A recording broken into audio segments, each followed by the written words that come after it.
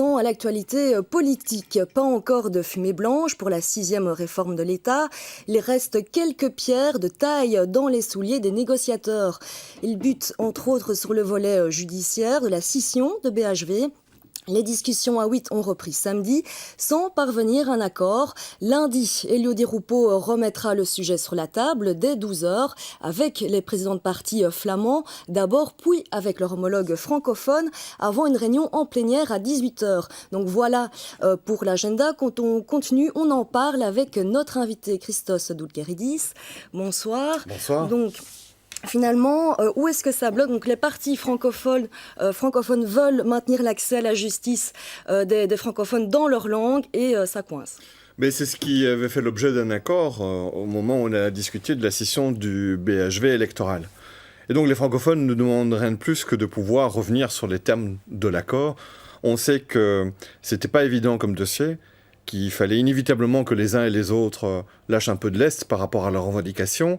Et les francophones et les néerlandophones l'ont fait. Si maintenant on commence à revenir sur un certain nombre d'équilibres, bien forcément les autres vont pas être d'accord et c'est ce qui est en train d'être bloqué pour le moment. J'ai bon espoir qu'avec la dynamique qui s'est installée, sur laquelle on a pu faire des avancées sur le BHV électoral, sur des réformes à Bruxelles qui sont très importantes pour les Bruxellois surtout, on puisse maintenant continuer, poursuivre et quand même débloquer et retourner vers une dynamique positive. Voilà, justement, à propos de ce blocage, est-ce qu'on n'a pas un petit peu vendu la peau de l'ours avant de l'avoir tué, où finalement on a présenté la scission électorale et en contrepartie le maintien des droits judiciaires, et puis finalement on voit que tout ça est très flou, quoi. Et il n'y a pas que ça qui était en contrepartie, il ne faut pas oublier, donc il n'y a pas eu de scission totale, il y a 6 communes autour de Bruxelles qui vont continuer à pouvoir voter, par exemple, pour des listes bruxelloises.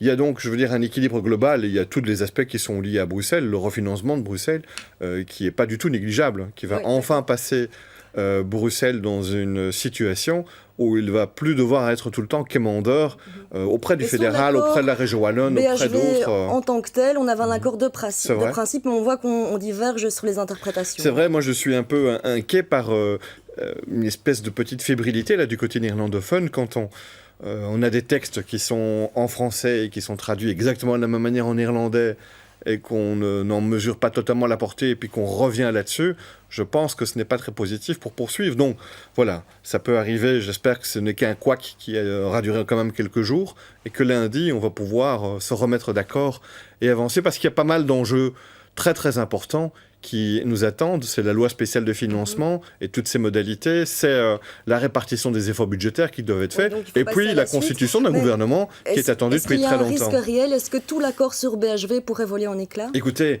la Belgique est telle depuis plusieurs années maintenant, et c'est certainement pas les écologistes qui sont responsables de cette fébrilité. Au contraire, on essaie d'apporter nos idées, nos propositions pour sortir de l'impasse, pour être créatif et pour pouvoir apporter des solutions.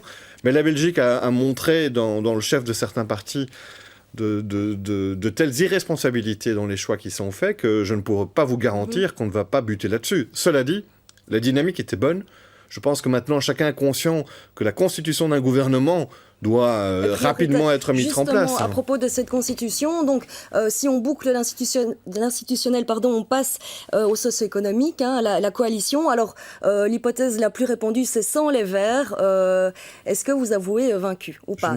Pas du tout, mais je ne sais pas répandu par qui. J'entends très régulièrement M. De Croo, président du VLD, jeter des anathèmes sur une exclusion sur les écologistes. Un veto de la part de l'Open VLD et du CDNV. Voilà, je trouve ça assez cocasse parce que, vous savez, une fois qu'on aura dessiné des nouveaux contours pour la Belgique de demain, la Belgique a intérêt à se projeter vers l'avenir aussi. Et un des enjeux de l'avenir, c'est notamment le défi écologique. Si on perd cette vue, je veux dire, s'il y a bien un enjeu à l'échelle planétaire qui concerne tout le monde et qu'on va devoir rencontrer, c'est aussi celui-là. Et se dire qu'on pourrait se passer des écologistes pour affronter ce type de défi, c'est-à-dire l'Europe du XXIe siècle, je pense que c'est pas responsable. Et d'autre part, jeter des anathèmes... Est-ce qu'il y a une amertume par rapport à ces positions? Mais non, parce que faire de la politique, c'est aussi choisir, à un moment donné, de donner toutes ces propositions pour pouvoir être constructif. Et en même temps, dans une démocratie, il y a des partis qui sont dans la majorité, dans l'opposition. Je voudrais juste rappeler au VLD qu'il ne s'agit pas de faire de la politique toujours pour son propre intérêt, celui de son parti, ou en ayant une vue à très court terme. Ils ont déjà fait ça en, par exemple, prenant une décision, en faisant un pari électoral, en faisant tomber le gouvernement la fois passée. C'était vraiment de la très courte vue. On a vu que qui a payé cette addition, ce sont tous les Belges, qui se sont retrouvés, qui se retrouvent encore maintenant dans une situation avec des élections qui ont conduit la NVA à avoir un score énorme, et puis une impasse au niveau des négociations et de la constitution d'un gouvernement qui dure maintenant depuis très très très longtemps. Donc, à la place de libéraux, moi, je serais plutôt profil bas, constructif, comme tout le monde l'est. Maintenant, on verra bien, il faut se mettre autour d'une table, autour de propositions. Et c'est sur cette base-là qu'il faut voir ce qu'on doit construire demain. Ok, on vous retrouve dans quelques instants. Focus à présent sur une autre actualité. Samedi, une 50aine de personnes ont participé à un pique-nique géant, place Gaucheret. Une action de soutien envers les demandeurs d'asile et les familles roms qui campent sur la place depuis une dizaine de jours. Un pique-nique organisé par la Ligue des droits de l'homme et Bruxelles Laïque, baptisé Roma Pride, en écho à d'autres actions menée ce 1er octobre en Europe pour attirer l'attention sur les difficultés de cette communauté.